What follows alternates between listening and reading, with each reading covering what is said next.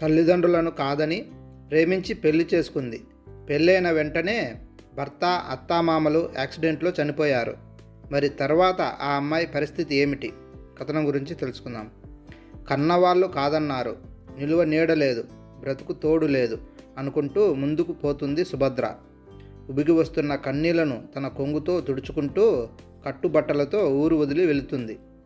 ఆమె ప్రేమించిన వాడితో వెళ్ళిపోయి మళ్ళీ సిగ్గు లేకుండా ఊళ్ళోకి వచ్చింది అని దారిలో అందరూ దుబ్బి పొడుస్తున్నారు. సుభద్ర పట్నంలో డిగ్రీ పూర్తి చేసింది. బాగా తెలివిగల పిల్ల. ఒకటే కూతురు వాళ్ళ తల్లిదండ్రులకి.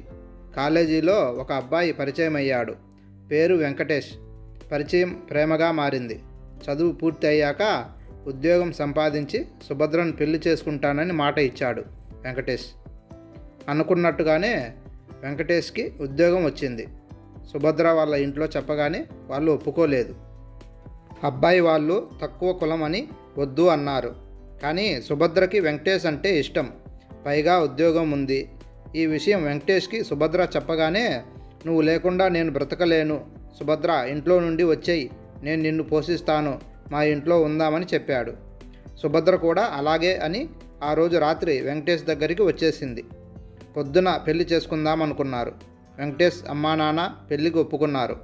ఉదయాన్నే లేచి పెళ్లి చేసుకోవడానికి గుడికి బయలుదేరి అందరూ ఆటోలో వెళ్తున్నారు. అంతా బాగానే ఉంది అనుకున్న సమయంలో ఒక్కసారిగా పెద్ద లారీ వచ్చి ఆటోని ఢీ కొట్టింది. దాంతో అందరూ అక్కడికక్కడే చనిపోయారు, ఒక్క సుభద్ర తప్ప. పెళ్లి చేసుకుని కొత్త జీవితం మొదలు పెడదామని చెప్పిన తన ప్రియుడు ఇలా తన ముందు విగతజీవిగా పడి ఉండడం చూసి సుభద్ర మనసు ముక్కలైంది. తన ప్రియుడికి దహన సంస్కారాలు చేయడానికి కూడా సుభద్ర దగ్గర డబ్బు లేదు. ప్రభుత్వ ఆసుపత్రి వాళ్ళు వచ్చి వాళ్ళ అంత్యక్రియలు చేశారు. ఇంటికి వెళ్ళి తన తల్లిదండ్రులకు జరిగిందంతా చెప్పి వాళ్ళని క్షమాపణ అడుగుదామని ఊర్లో అడుగుపెట్టింది సుభద్ర. కానీ వాళ్ళు తన మాట వినకుండా ఇంట్లో నుండి వెళ్ళగొట్టారు. ప్రియుడి ప్రేమ లేదు, కన్నవాళ్ళు అర్థం చేసుకోనూ లేదు. దుఃఖాన్ని దిగమింగుకొని ఆత్మహత్య చేసుకోవడానికి నిర్ణయించుకుంది. ఊరి చివరన ఉన్న చెరువు దగ్గరికి వెళ్ళి దూకడానికి కళ్ళు మూసుకుంది సుభద్ర. అలా దూకబోతున్న సమయంలో కళ్ళు తిరిగి కింద పడిపోయింది. ఆ సమయంలో పక్క ఊరికి చెందిన ఇద్దరు భార్యాభర్తలు గొర్రెలు తోలుకొని వెళ్తున్నారు. అక్కడ ఒంటరిగా పడి ఉన్న సుభద్రను చూసి వాళ్ళ ఇంటికి తీసుకుని వెళ్ళారు. తను బాగా అలసిపోయి ఉండడం వల్ల వాళ్ళు ఆమెకు తినడానికి పెట్టి కొద్దిసేపు విశ్రాంతి ఇచ్చారు. కొద్దిసేపటి తర్వాత సుభద్ర లేచి కూర్చుంది. సుభద్రని కాపాడిన ఆమె వచ్చి సుభద్రకి ఎలా ఉందో అని చేయి పట్టుకుంది. అమ్మాయి, నువ్వు గర్భవతి అని చెప్పింది.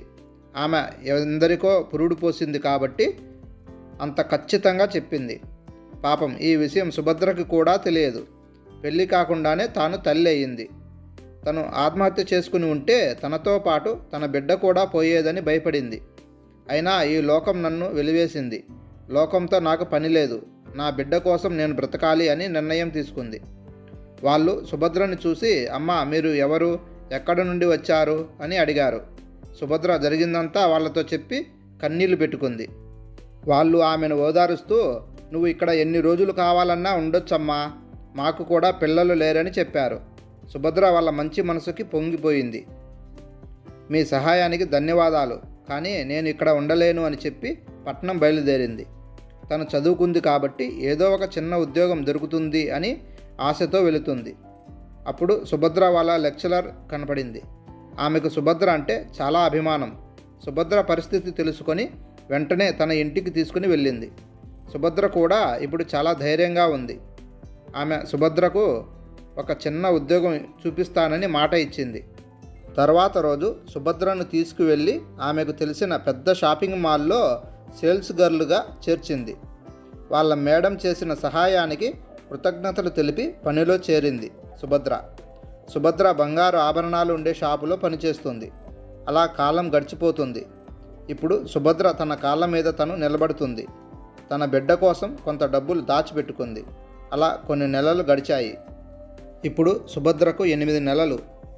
ఎప్పుడులాగే ఆ రోజు కూడా డ్యూటీకి వెళ్ళింది సుభద్ర. ఆ రోజు క్రిస్మస్ పండుగ కావడంతో షాపింగ్ మాల్లో ఎక్కువ మంది కస్టమర్లు వస్తున్నారు. 9 గంటలకు మూసేసే షాపింగ్ మాల్ ఆ రోజు రాత్రి 10 అయింది.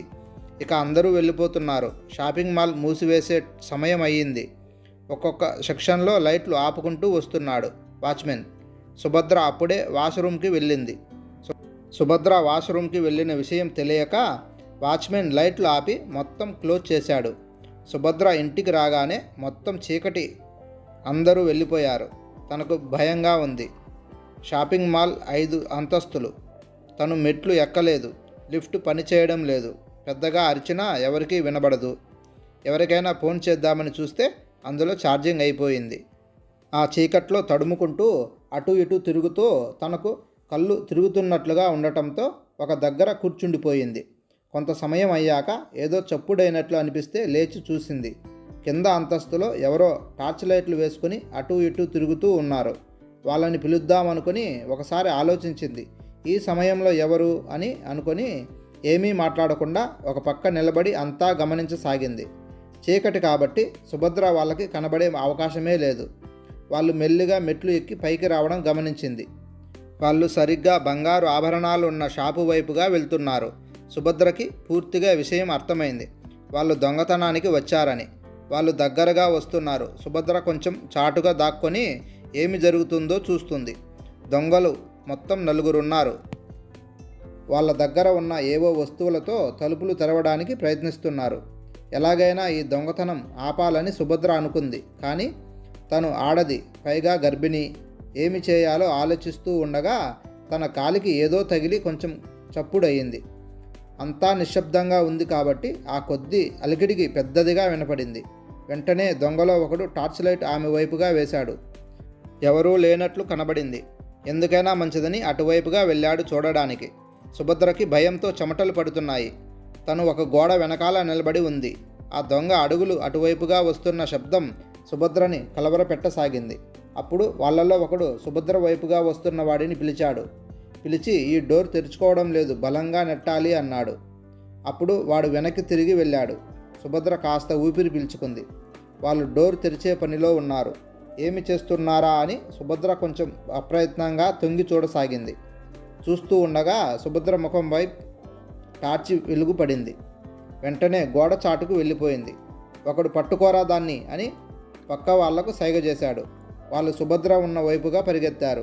ఆమె మెల్లగా అడుగులు వేసుకుంటూ చీకట్లో తప్పించుకోవడానికి ప్రయత్నిస్తుంది. అంతలో ఒకడు సుభద్ర జుట్టు పట్టుకుని వెనక్కి లాగాడు. సుభద్రకి ఏమి చేయాలో అర్థం కాలేదు. నిస్సహాయ స్థితిలో ఏమీ చేయలేకపోయింది. వాడు సుభద్రని వాళ్ళ నాయకుడికి దగ్గరికి తీసుకుని వెళ్ళాడు. వాళ్ళ నాయకుడు సుభద్రను చూసి ఎవరే నువ్వు, ఇక్కడ ఏం చేస్తున్నావు అని అడిగాడు. ఆమెకి భయంతో మాటలు రావడం లేదు. అయినా కొద్దిగా ధైర్యం తెచ్చుకొని నేను ఇక్కడ ఇరుక్కుపోయాను, నన్ను లోపల పెట్టి తాళం వేశారు, బయటకు వెళ్ళలేక నేను ఇక్కడే ఉండిపోవాల్సి వచ్చింది అని చెప్పింది. దాంతో వాళ్ళల్లో ఒకడు అన్నా ఇది మనల్ని చూసింది కాబట్టి రేపు ఇక్కడ ఏమి జరిగిందో అందరికీ చెప్పేస్తుంది అని చెప్పాడు. అయితే దీన్ని చంపేద్దామని అన్నాడు వాళ్ళ నాయకుడు. ఆ మాటలతో సుభద్ర ఒళ్ళంతా చెమటలు పట్టాయి. అన్నా నన్ను ఏమి చేయొద్దు, నేను ఈ విషయం ఎవరికీ చెప్పను అని బ్రతిమలాడింది. కానీ వాళ్ళు ఆమెని చంపేయాలని నిర్ణయించుకున్నారు. సుభద్ర అన్నా నేను గర్భవతిని, నా కడుపులో బిడ్డ పెరుగుతుంది, దయచేసి నన్ను వదిలేయండి అని బ్రతిమలాడింది. ఆమె చెప్పేది వినకుండా వాళ్ళు గట్టిగా సుభద్ర తలపై కొట్టారు. దెబ్బకి సుభద్ర స్పృహ కోల్పోయింది. దీన్ని చంపేయండి అని వాళ్ళ నాయకుడు చెప్పాడు. ఆమె గర్భవతి అయినందువలన చంపడానికి ఎవరూ ముందుకు రాలేదు. అంతలో వాళ్ళ నాయకుడు నేనే చంపేస్తా అని పక్కనున్న పైపు రించి తీసుకుని కొట్టబోయాడు. అంతలో ఒకడు ఆగొన్నా నేను చంపుతా అని చెప్పాడు. శభాషరా సునీల్, చంపేయని చెప్పి తన చేతిలో ఉన్న పైపు రించి వాడి చేతికి అందించాడు. తను ఆమెని లాక్కొని వెళ్ళాడు. కొంచెం దూరం చీకట్లోకి ఈడ్చుకొని వెళ్ళి బలంగా కొట్టాడు. వాళ్ళ నాయకుడు వాడిని మెచ్చుకొని తలుపు తెరిచే పనిలో ఉన్నాడు. ఎలాగోలా తలుపు తెరుచుకుంది. అందరూ లోపల ఉన్న బంగారమంతా సంచుల్లో నింపుతూ ఉన్నారు. సుభద్రను చంపిన సునీల్ మాత్రం ఏదో ఆలోచిస్తున్నాడు. ఏమైందిరా నీకు అని వాళ్ళ నాయకుడు అడగ్గా జీవితంలో మొదటిసారి హత్య చేశా అన్నా అని అన్నాడు. దానికి వాళ్ళ నాయకుడు ముందు ముందు ఇంకా చేద్దువు గాని అని చెప్పాడు. మళ్ళీ అందరూ పనిలో మునిగిపోయారు. మొత్తం 12 సంచులున్నాయి. అన్నీ బయటకు తెచ్చి కిందకు మూసుకొని పోదామని అనుకున్నారు. వాళ్ళు 4 ఉన్నారు. ఒక్కొక్కటిగా కింద అంతస్తులో పెట్టి మళ్ళీ తీసుకుని వెళ్ళడానికి పైకి వచ్చారు. అందరూ సంచులు తీసుకుని కింద వైపుగా నడుస్తున్నారు. ఒక్కసారిగా వాళ్ళ నాయకుడు వెనక ఆగిపోయాడు. మిగతా ముగ్గురు ఏమైందని వెనక్కు చూశారు. ముగ్గురు వెనక్కి తిరిగి చూడగానే వాళ్ళ నాయకుడి చేతిలో సుభద్ర ఉంది. సుభద్రను అలా చూడగానే ఇంతకుముందు సుభద్రను చంపడానికి వెళ్ళిన వ్యక్తికి చెమటలు పట్టాయి. నిజానికి అతను సుభద్రను చంపలేదు, అలా నటించాడు. వాళ్ళ నాయకుడు సుభద్రను జుట్టు పట్టుకొని బలంగా గోడ వైపు నెట్టాడు. ఆమె తల గోడకి తగిలి కింద పడిపోయింది. తలకి బలమైన గాయం అయ్యి రక్తం కారసాగింది. వాళ్ళు వెంటనే సుభద్రను చంపుతామని వెళ్ళిన వాడిని పట్టుకొని కొట్టసాగారు. అప్పుడు సునీల్, అన్నా పాపం, ఆమె కడుపుతో ఉంది, చంపడం పాపమని చెప్పాడు. అప్పుడు వాళ్ళ నాయకుడు, నాకే ద్రోహం చేస్తావా, నిన్ను కూడా దాని దగ్గరికే పంపుతా అని కత్తితో దాడి చేయడానికి పైకి దూకాడు. సునీల్ బలంగా ఉండడం వలన అందరినీ ఒక్కసారిగా విదిలించాడు. అప్పుడు వాళ్ళ నాయకుడు సునీల్ని పొడవబోయి పక్కన వ్యక్తిని పొడిచేశాడు. అతను అక్కడికక్కడే చనిపోయాడు. వెంటనే వాళ్ళ నాయకుడిని గట్టిగా పట్టుకొని విసిరికొట్టాడు. మిగతా ఇద్దరూ పారిపోయారు. వెంటనే సుభద్రాని ఎత్తుకొని కిందకు పరిగెత్తాడు సునీల్. షాపింగ్ మాల్ దగ్గర వాళ్ళు దొంగతనానికి ఏర్పాటు చేసుకున్న దారి గుండా సుభద్రను హాస్పిటల్కి తీసుకుని వెళ్ళాడు సునీల్. అప్పటికే రక్తం ఎక్కువ పోయి స్పృహ కోల్పోయింది సుభద్ర.